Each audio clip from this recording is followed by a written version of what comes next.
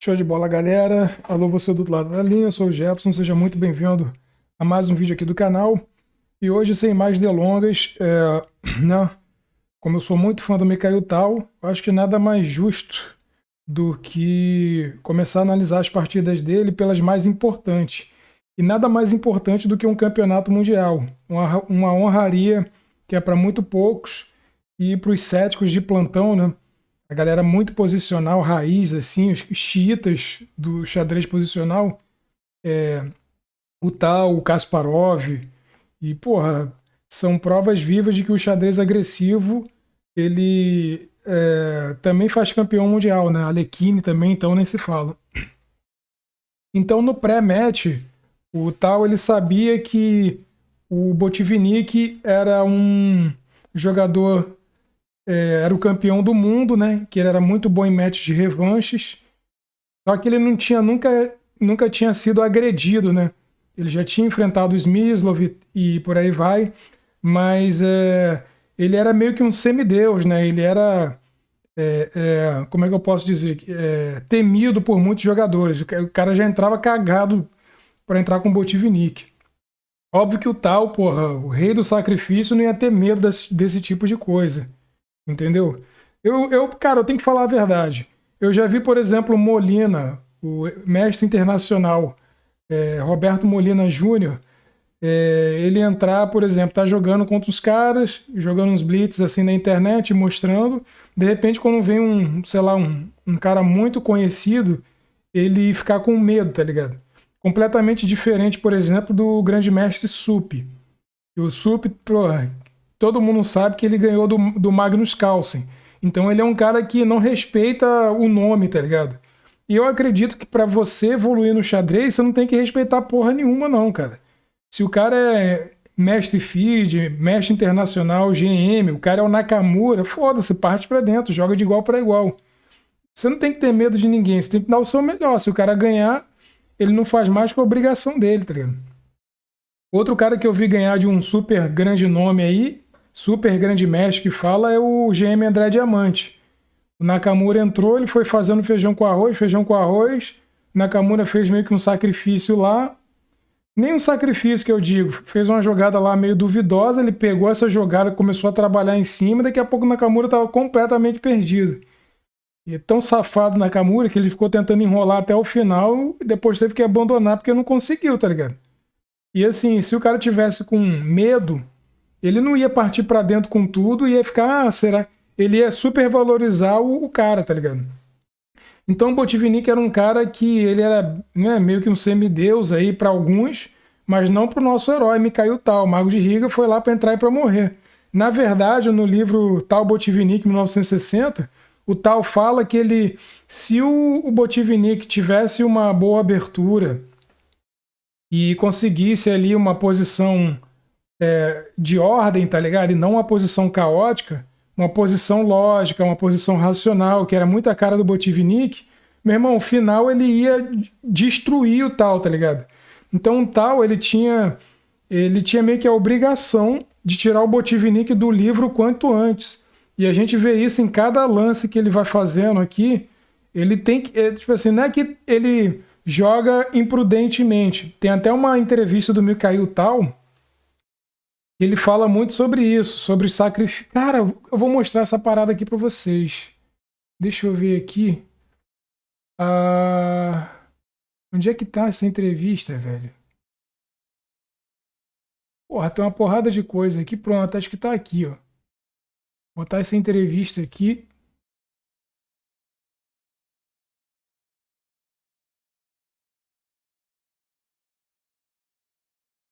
Bate bola como caiu tal, deixa eu ver. Olha só, na década de 60 e mesmo atualmente, você tem vencido muita partida com os mais loucos sacrifícios. Posteriormente, você foi censurado pelos críticos que invariavelmente encontravam refutações para os seus sacrifícios. Qual é a sua maneira de encarar a correção dos sacrifícios em geral? Isso foi perguntado para o Tal em 5 de julho de 1982. Aham, deixa eu ver aqui. Qual a resposta que o Tal dá? A minha posição é de total indiferença acerca do que se costuma chamar a correção dos sacrifícios, desde que satisfaça um aspecto prático. Ainda assim, devo esclarecer que nunca sacrifico nada se vejo no tabuleiro sua refutação. Sacrifico se as complicações dadas não estão previstas e se meu adversário me permite a oportunidade de fazê-lo. Não compreendo o conceito analiticamente incorreto. Ou é uma coisa ou é outra. Caramba, ou seja, o tal ele era um grande agressor, mas ele calculava antes, ele calculava muito bem, ele era uma máquina de cálculo, né? Ele, Fischer, Alekhine, Kasparov, porra, meu irmão, os caras tinham um cálculo muito forte. Então ele olhava, se o cara deu mole para ele falou, não, vamos ver se isso não é uma armadilha. Se ele olhava e visse que podia sacrificar, ele partia para dentro com tudo, ele não queria nem saber, tá ligado? Ele já era meio que o estilo dele, jogar com a iniciativa, jogar para frente, ele sacrificava mesmo e foda-se. O cara que se resolva, entendeu? Então as palavras aqui do próprio tal, cara, tá ligado? Que não deixa mentir. Então voltando aqui, então o tal sabia que ele tinha que complicar a posição ao máximo para trazer a posição, aquela famosa frase do tal, foi na verdade a estratégia que ele usou para vencer o Botvinnik e a estratégia que ele usou contra todo mundo até o final da vida. Até a última partida do tal, que ele já tá bem velho, já tá muito deteriorado, ele fumou muito, bebeu muito, ele teve muito problema de saúde, fudido, assim. Eu vi o documentário do tal, cara, que, porra, realmente dá pena. Você olha pra ele, ele já tá cadavérico. E mesmo assim você vê o amor que ele tinha pelo xadrez. Mesmo velho, mesmo com problema de saúde, ele vai lá e ele sai do hospital, ele vai no torneio de Blitz e ele ganha Kasparov no auge, fazendo a mesma coisa que ele fez a vida inteira, que é complicar a posição para tirar o cara do livro e automaticamente da zona de conforto, entendeu? Pegar uma possível... criar as debilidades no cara, atacar essas debilidades e sacrificar, entendeu? E se o cara não achar refutação, ou se o cara errar tentando... Porque é muito fácil você falar do tal... o sacrifício é incorreto depois da partida, quando o tempo não está mais rolando. Quando a partida está rolando, é outros 500, meu amigo. Então vamos verificar aqui. Essa é a primeira partida do campeonato mundial de 1960. Tal de Brancas, que ele é o caos, né? Mas não a irracionalidade, embora eu acho que as posições dele eram bem difíceis de calcular, muito complexas. Eu vou chamar isso de posição irracional, mas não peguem, por favor, pelo lado pejorativo da coisa, tá? Contra a ordem, a ciência contra a arte, eu diria isso. O cientista, que é o Botvinnik, que queria saber por A mais B como é que funcionavam as coisas, e Mikhail Tal, o artista, o cara que jogava pro povo mesmo. O Botvinnik, cara, para você ver o quanto ele era pragmático, ele tem uma frase que é a seguinte: Blitz não é xadrez, tá ligado? Ou seja, e já o Tal não. O Tal era um grande jogador de Blitz, ele jogava com qualquer pessoa. Dizem que quando o Tal chegava no Clube dos Pioneiros, lá na antiga União Soviética, para jogar, ele ficava jogando horas e horas a fio e a galera toda ficava ao redor porque realmente ele era um jogador muito forte de Blitz, ele adorava. Enquanto que o Botvinnik não, cara, ele falava que Blitz não era xadrez, velho. Então você vê as duas escolas, as duas filosofias. E eu não estou dizendo nem que é certo que é errado, mas obviamente como fã do Tal, claro que eu vou ficar sempre do lado do tabuleiro do Tal, entendeu? Embora eu admita a importância do campeão mundial, Mikhail Botvinnik, que era um jogador realmente muito forte, eu só não gosto do estilo dele, né? Embora eu tenha também que saber um jogo posicional, né? Porque o Tal não sacrificava do nada, como ele mesmo falou. Ele falou que ele só sacrificava quando o adversário dava brecha para ele, entendeu? E a gente vai ver muito isso vivo na partida. Então vamos lá, né?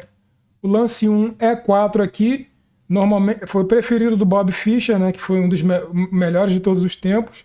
E o Tal ele vai para frente o tempo inteiro, né? Então E4, o Botvinnik joga E6, que é o início da defesa francesa aqui, né? E, bom, O tal ele já esperava por isso, já estava preparado. Por quê? Porque o tal vai querer agredir e o Botvinnik ele vai tentar conter a agressão do tal, simples assim. Então D4, né? Já que lance normal de francesa, tudo até aqui tudo ok. Então lance D5, as negras costumam jogar isso aí, uma estrutura super comum, tranquilo. Então cavalo C3 aqui, o tal ele ainda mantém essa tensão no centro aqui, que acho que é muito importante. Nos vídeos que eu vejo do grande mestre Luiz Paulo Supp, ele sempre fala que para você manter, não seja afobado, entendeu? Você quebra a tensão, a menos...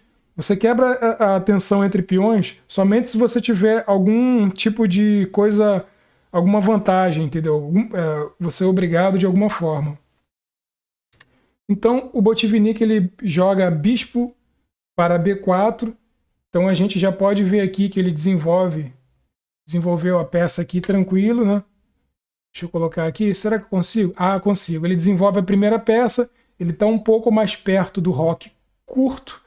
E ele já coloca aí uma cravada nesse cavalo do tal, né? Ele já está ameaçando, por exemplo, tomar esse peão aqui e de repente já abrir uma coluna interessante para trocar a dama. Lembrando que bola para o mato, que o jogo é de campeonato, então a gente tem que ficar sempre muito atento a tudo que o adversário está fazendo. Eu sei que tem muito jogo, mas assim, lance a lance eu quero ver as ideias dos dois, né? Claro que pela perspectiva do tal. Então o tal já tem que tomar alguma decisão aqui. Ele simplesmente joga o lance E5 e mantém esse tipo de estrutura de peões. Até aqui tudo bem.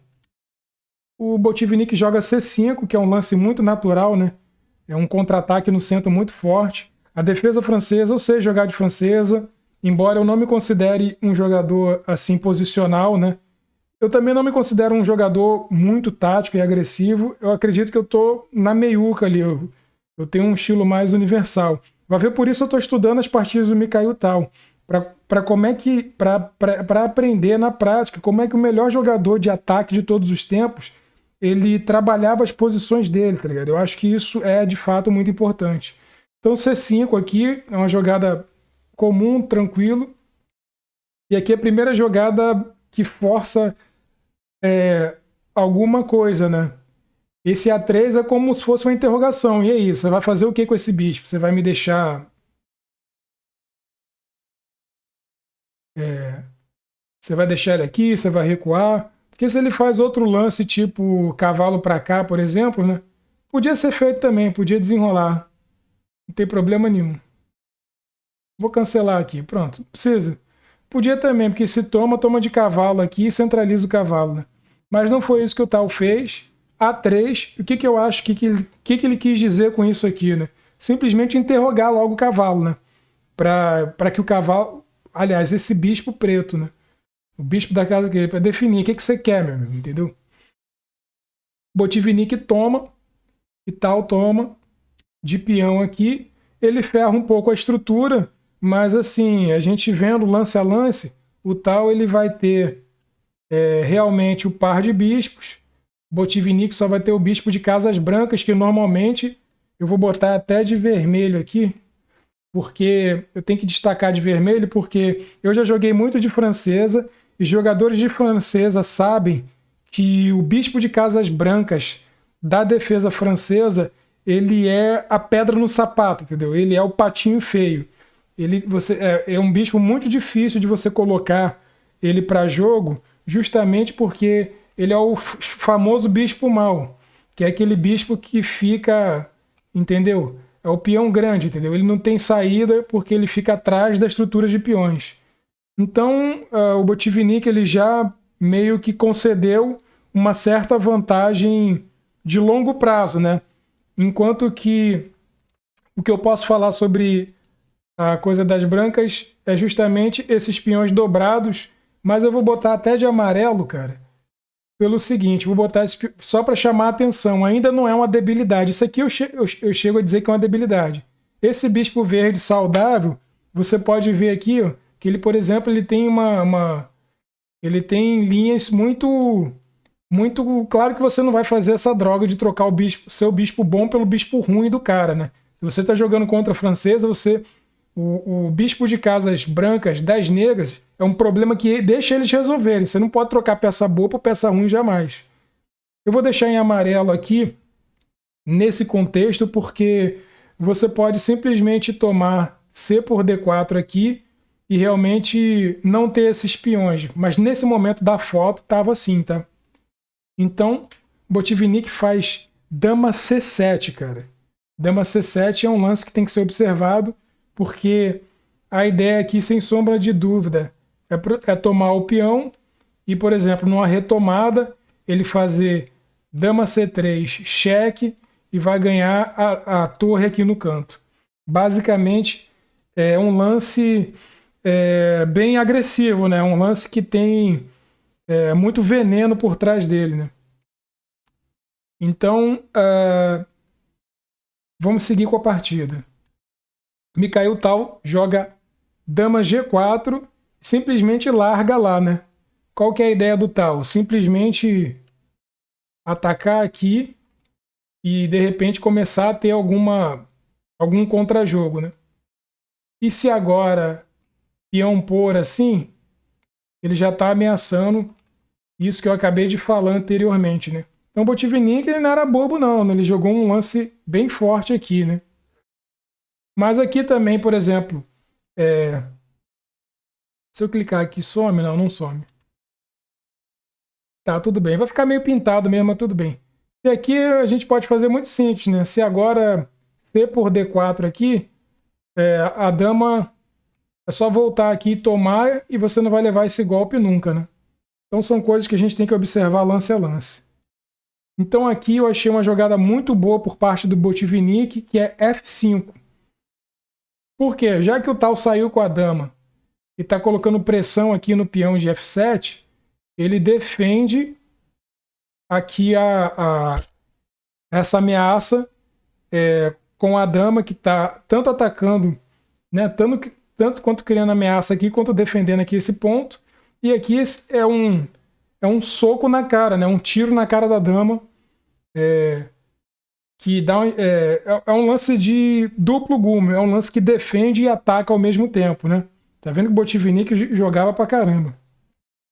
O Tal simplesmente recua para G3, né? E agora ele que está defendendo aqui qualquer tipo de coisa, né? Se, por exemplo, pô, toma aqui e não tem mais essa entrada, né? Que a dama está defendendo tudo. Então o controle da casa C3 é muito importante por causa do Mikhail Tal. E outra coisa também, alguns podem pensar, deixa eu só voltar aqui rapidinho, em tomar aqui em passant, que é uma oportunidade boa.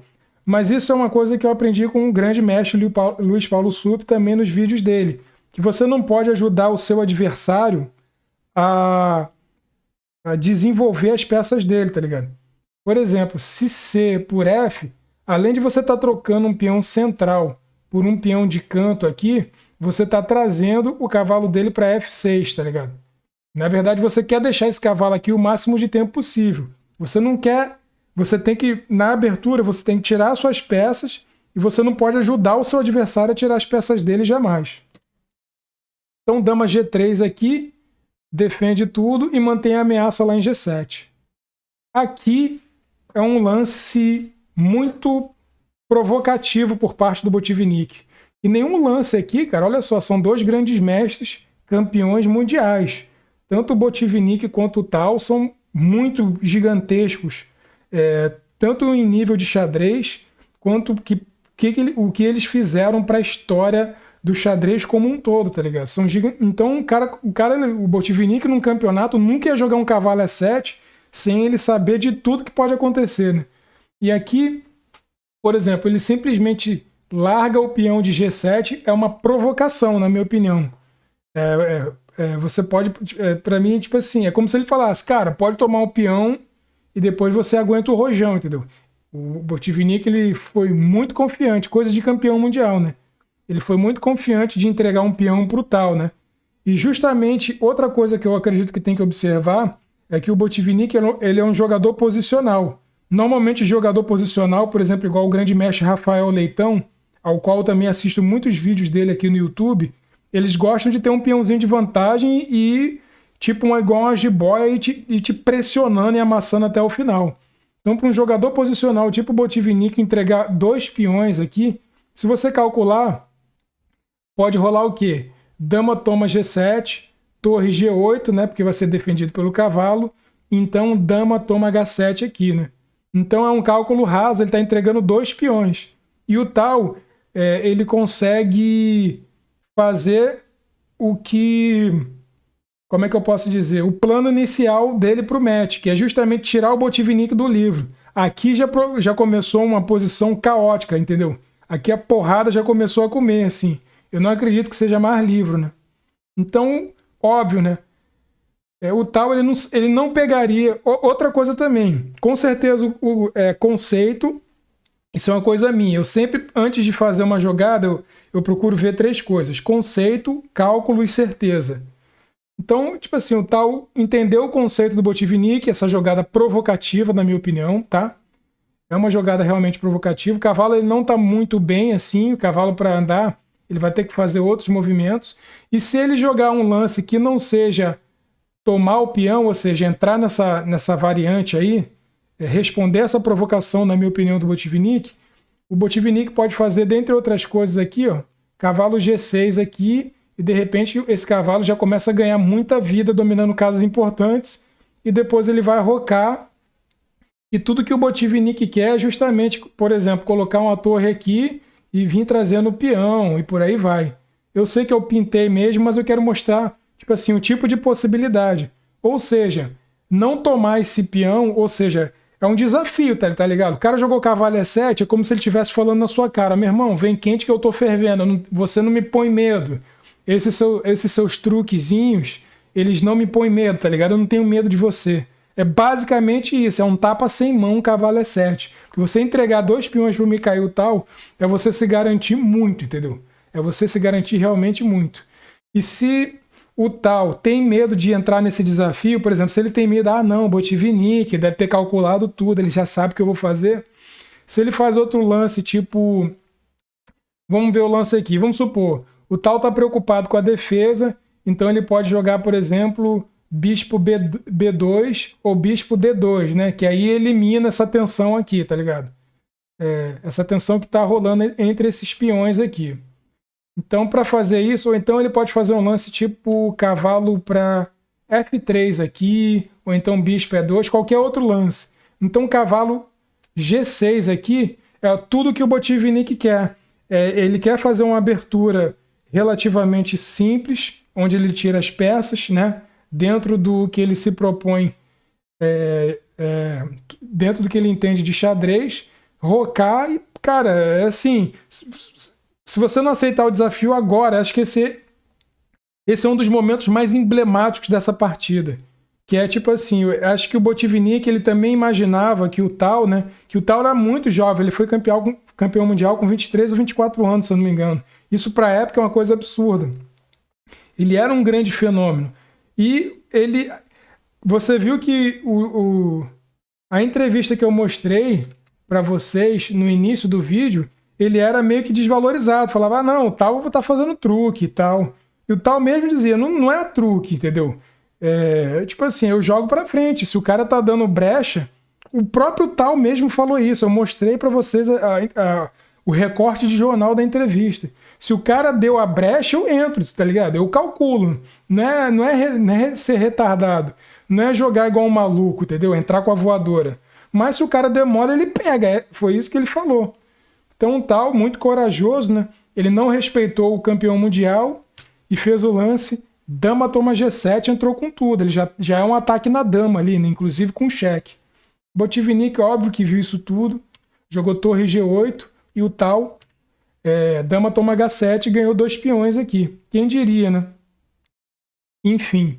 Por que o Botvinnik fez isso tudo? Bom, todo sacrifício traz consigo alguma compensação. Quem disse isso foi o Rudolf Spielmann, no livro A Arte do Sacrifício do Xadrez. Ele cataloga, desculpem, os sacrifícios, né? Sacrifício de qualidade, sacrifício parará, cada sacrifício traz alguma coisa.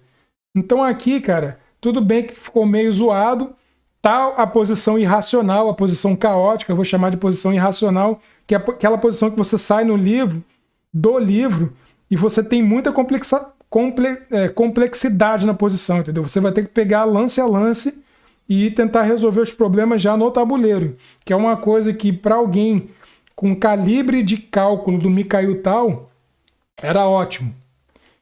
Então Botvinnik toma aqui, entendeu? E ele já está realmente agredindo, né? Agora a ameaça é muito real, por exemplo, ele entregou esses 2 peões que ele pode querer levar essa torre, entendeu? Se o Tal não fizer nada, entendeu? Então o Botvinnik ele chamou, tipo assim, já que não dá para jogar calmo, esse garoto entrou na voadora, eu vou ter que trocar porrada com ele. E ele já foi para porrada mesmo. Então esse lance ele é muito forte, cara. É só C por D, né? Ele tá trocando um peão de canto. Vou botar de amarelo aqui. Ah, desculpem. Botar... Pera aí, cara. Fiz alguma besteira? Acho que fiz, né? Tá trocando um peão de canto por um peão de centro aqui. Essa aqui é a verdade. E reparem também que esse peão aqui também tá caindo, entendeu? Então o peão central ele é muito mais poderoso, principalmente nos finais. Por exemplo, se você tentar promover no final um peão de torre, é muito mais difícil do que um peão de centro. Então esse peão conta muito, sem contar que ele ganha com cheque isso aqui, cara. Então é um lance muito forte. Eu vou até voltar aqui, ó. C por D4 é um lance muito poderoso. O Botvinnik realmente mostrando toda a sua classe, toda a sua elegância e uma violência extrema. Ele é muito, muito forte mesmo. Sem contar que outra coisa que eu tenho que falar aqui, ó, que a torre está na coluna aberta e o bispo está cravado. Entendeu? Eu vou colocar o bispo de amarelo aqui, porque ele não pode sair de mal... Se ele sair de mau jeito, torre toma G2 aqui e vai começar a ficar muito ruim a posição para o Tal, né? Então vamos ver como é que o Tal resolveu esse problema, né? Ele resolveu da seguinte forma, torre D1, que eu acho um lance espetacular. Eu, particularmente, quando estava vendo essa partida pela primeira vez, eu enxerguei isso tudo, tá? Mas eu trouxe o bispo, se eu não me engano, para B. Cara, eu não sei o que eu fiz, cara. Agora eu não tô lembrando direito. Não sei se eu fiz dama H5, cheque, que foi uma coisa que eu faria para tirar o... Por exemplo, para tirar esse rei aqui do centro, né? Por exemplo, fazer dama assim, ó. Tipo assim, para esse rei ficar no centro e não rocar nunca mais, né? Mas esse lance realmente eu achei um lance muito foda. Para mim, 2 pontos de exclamação. Porque é um lance que ele solta tudo e agora a torre não cai mais, né? Se dama toma aqui, simplesmente torre B1 e a gente já tá na coluna aberta também, né? Então você repara que o Tal ele cumpriu a missão dele na abertura, que é tirar o Botvinnik do livro o quanto antes e trazer para a posição irracional, entendeu? Ele tá pouco se fudendo com os peões, que ele sabe que ele tem muito contra-jogo com o rei no centro. Então os 2 reis vão ficar centralizados e a porrada estanca. O Botvinnik viu isso tudo e viu que nesse primeiro momento agora não é tão importante ele tirar fazer o dama por C3, inclusive que ele pode fazer. Ou dama E5 aqui, né? Ele simplesmente tira o bispo para D7, talvez para tirar qualquer tipo de diagonal, né? Mas, assim, principalmente, eu acredito que ele quer fazer, por exemplo, bispo A4 para pressionar esse ponto aqui, cara. Eu vou deixar em amarelo aqui, que são os pontos de muita pressão. Ou seja, é uma partida em que ela tem poucos movimentos, mas é muito movimentada. Porque é uma luta de gato e rato. Os 2 estão se enfrentando. É uma briga de foice muito franca, entendeu? Cada um mostrando o seu estilo. Então, esse lance do Botvinnik, que desenvolve a peça, né? E já está preparando para o roque, né? A ideia do Botvinnik, acredito eu, seria tirar o cavalo e rocar aqui, né? Essa torre ia ficar no centro aqui e já ia poder, num futuro aí, tentar abrir a posição e realmente você vê o calibre do Botvinnik, né? Como ele é sutil e ao mesmo tempo extremamente mortal, né?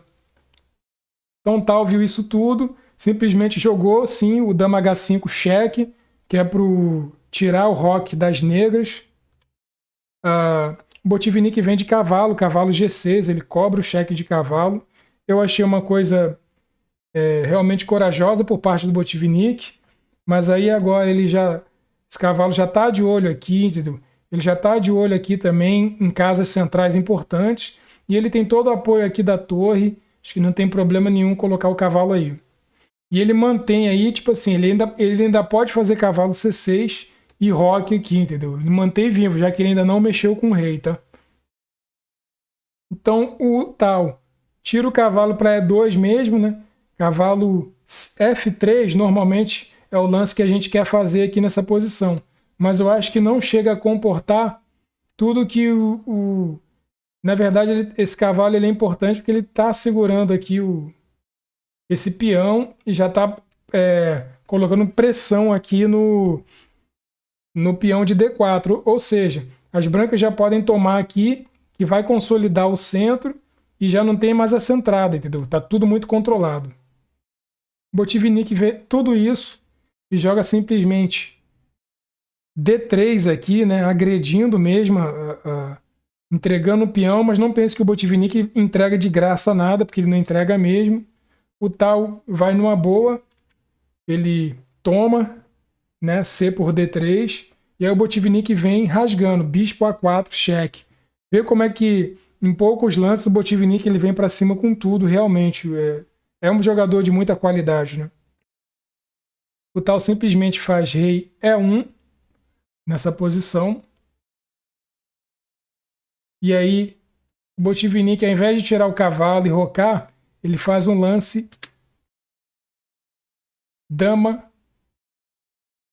toma E5, pegando o peão central. Deixa eu só ver uma coisa aqui. Tá tudo certo, tá tudo ok. Dama toma E5, e esse lance ele centraliza a dama, né? A gente sabe muito bem, eu deveria saber, que a dama centralizada, ó, ele já tá tocando de raio-x aqui, ele já tá aqui, entendeu? Ele já pode voltar aqui caso aconteça alguma coisa. Então é um lance muito forte do Botvinnik. Tem esse bispão aqui, ó, que tá tirando casas muito importantes. Nesse momento aqui, eu vou botar até de amarelo, o nosso cavalo tá cravado, esse peão tá cravado, não pode sair, porque justamente tá tudo cravado aqui, o rei no centro. Então é aquela posição que o tal adora. Ele tirou o Botvinnik do livro e realmente bem-vindo à floresta escura, onde 2 mais 2 igual a 5 e onde só existe saída para 1. Não existe empate nesse tipo de posição, nem nada do gênero. Então, segue o baile, vamos ao lance do tal. O tal ele joga bispo G5 e a princípio eu não entendi muito bem o porquê. E depois de aprofundar um pouquinho, na verdade é bem simples. Tudo que ele queria era tirar o roque, entendeu? Dominar, controlar essa casa e também, por que não, tirar um pouco do poder dessa torre, né? Que está realmente muito forte, bem agudo isso aqui. O Botvinnik não pode tomar em C, não pode fazer nada e é fácil de... Uma coisa que é interessante é que ele ficou muito bonito aqui a estrutura central, quando você tem peões centrais do Botvinnik aqui, bem forte, né? Já o tal, ele tem esses 2 peões colgantes aqui, essa estrutura ainda não se mexeu. Esse aqui eu tenho que botar de vermelho, porque esse bispo aqui tá foda de sair. Essa peça eu tenho que botar de amarela, porque é uma peça que exige muita atenção, não pode sair de jeito nenhum para não tomar.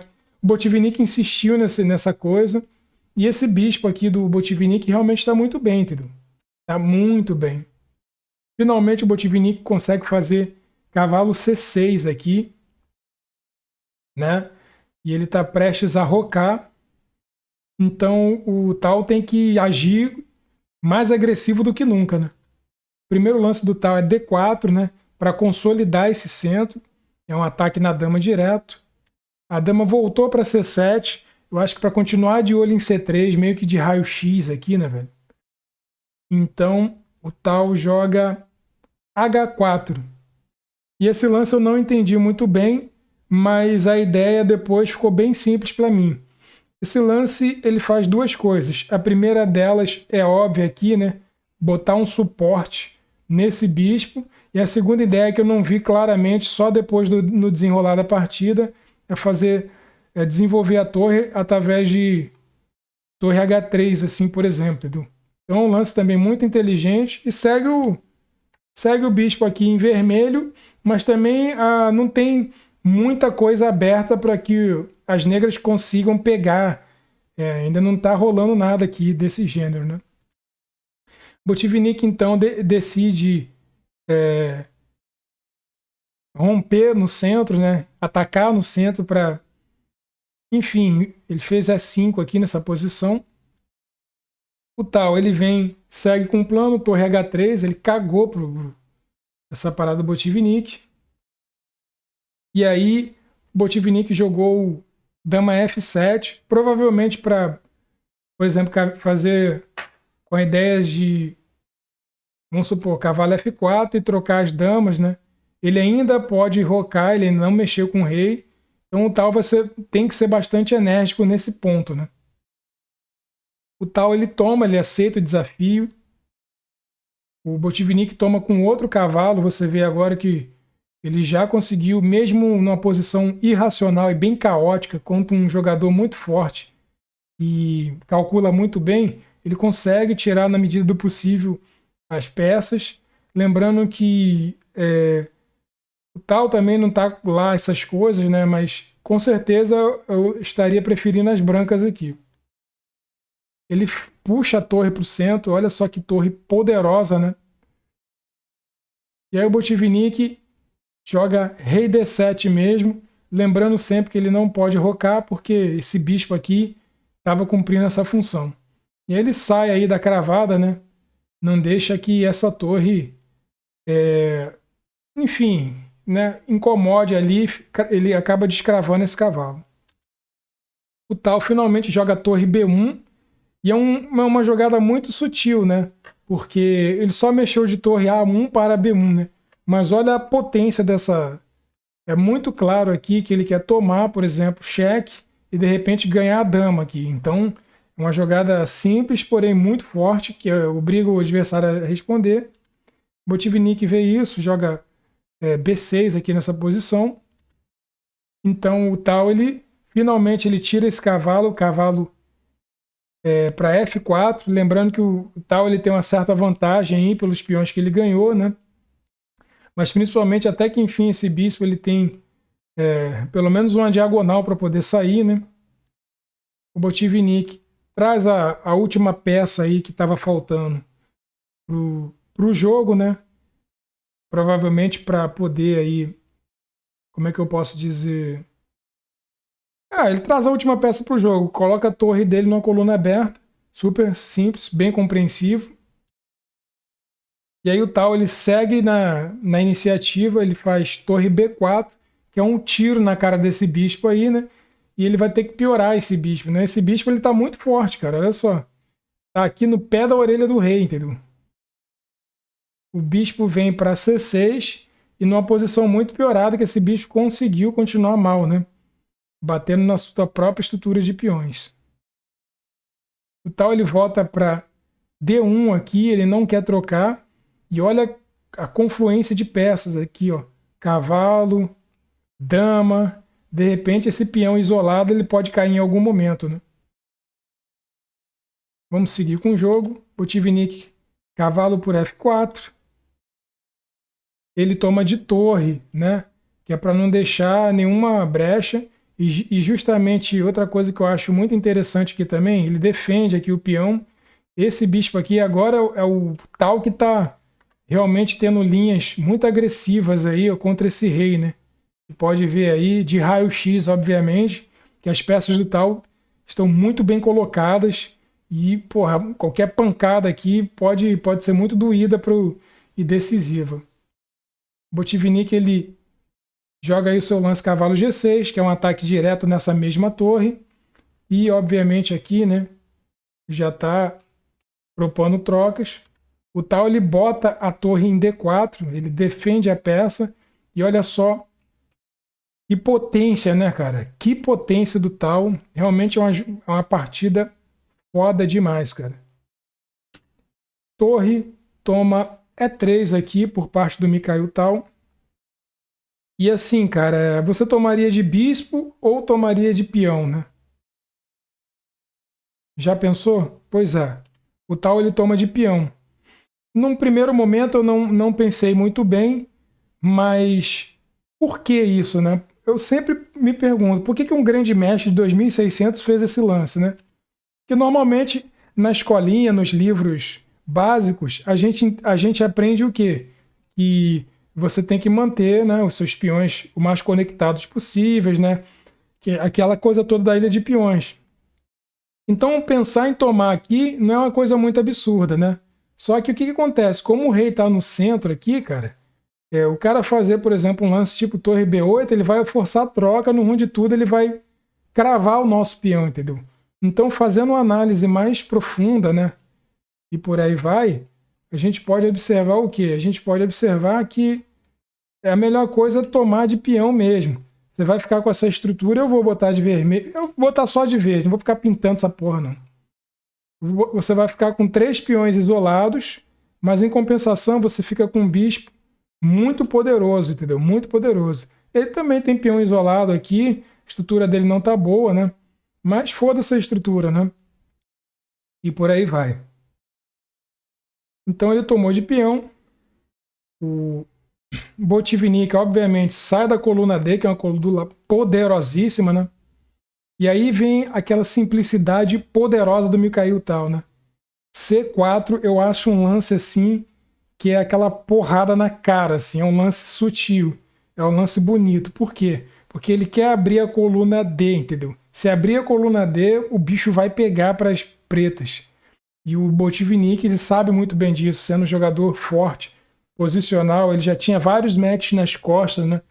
E ele perdia match, ganhava match, perdia match, ganhava match. Por ser um grande cientista, um grande entendedor da teoria do xadrez, a gente espera um xadrez muito sólido, muito racional, muito lógico da parte do Botvinnik. Nada de firula, entendeu? E por aí vai. O Botvinnik ele acaba aceitando muito a contragosto esse tipo de coisa. Eu só quero ver uma coisa aqui, ó. Colocar notation. Estamos no lance 29. D toma C4, exatamente isso, tá? Tá o Botvinnik, como vocês podem ver, 1960 aí. Então eu vou tirar isso aqui para que fique tudo certinho. E agora sim, no lance 30, vejam vocês. Bispo toma C4. Esse bispo foi entrar no como é que eu posso dizer? Foi entrar no jogo no lance 30. Vejam só vocês, eu vou botar aqui de novo, faço questão. Lance 30, bispo toma C4. Ele ficou aquele tempo inteiro cravado, entendeu? Ou não podia sair porque G2 estava caindo de alguma forma. E ele sai em grande estilo porque isso aqui é um ataque duplo. Vai ganhar peça aí o Mikhail Tal, né? Olha só a diferença de par de bispo, né? Esse cavalo aqui completamente dominado, entendeu? Ele não tem casas muito boas para ir, entendeu? Enquanto que o par de bispo está rasgando tudo aqui, está rasgando tudo que você pode pensar. E as peças do tal também botando para fuder, entendeu? Olha só, inclusive já pode vir para cá em algum momento, entendeu? Muito, muito forte. É um domínio. Imagina como não foi na época, isso em 1960, cara, entendeu? Um cara que era representante da escola soviética do xadrez, o maior, né? O pai, na verdade, o Botvinnik, ele é o pai da escola soviética de xadrez. Ele foi o cara que ensinou os 3Ks. Karpov, Kasparov e Kramnik, 3 campeões mundiais. Então, se a gente tem o xadrez que tem hoje, a gente deve muito a esse cara, entendeu? E ele proporcionou, e ele foi completamente dominado pelo Mikhail Tal, entendeu? Tal chegou, era uma força bruta da natureza. Então aqui, bispo toma C4, muita gente já abandonaria. É um lance fortíssimo. Dama G7, né, para segurar alguma coisa. O Tal não quer saber de brincadeira, bispo toma e aqui já tem uma vantagem muito gigantesca. Botvinnik tomou. E agora qual o lance para matar? Não sei se mata agora, mas vamos ver. Simplesmente H5. Muito sutil, né? Muito sutil e realmente muito poderoso, cara. Eu tava pensando em alguma coisa, por exemplo, como já podia entrar bispo D8 aqui, cheque, e já ia ter muita complicação, cara. Já ia ficar bem na merda. Mas o lance do tal também. Pô, tem muita coisa pra fazer. Tem muita coisa pra fazer aqui. Sem brincadeira. Podia ser, por exemplo, D8 pra tentar dar um mate aqui em D6, entendeu? Se ele tomar de dama, você tomava de bispo com cheque aqui. Enfim, ou com a própria dama, né? É um lance muito forte do tal. Depois desse banho, desse baile de xadrez agressivo, de xadrez pra frente. Tô tentando tirar as paradas.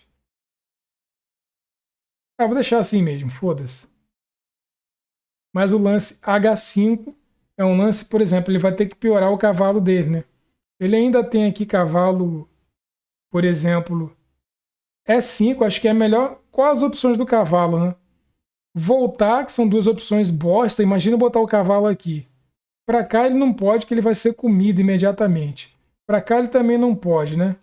Vendo as opções do cavalo. A única opção é cavalo E5 aqui. Cavalo E5 ele leva uma bela de uma cravada aqui, entendeu?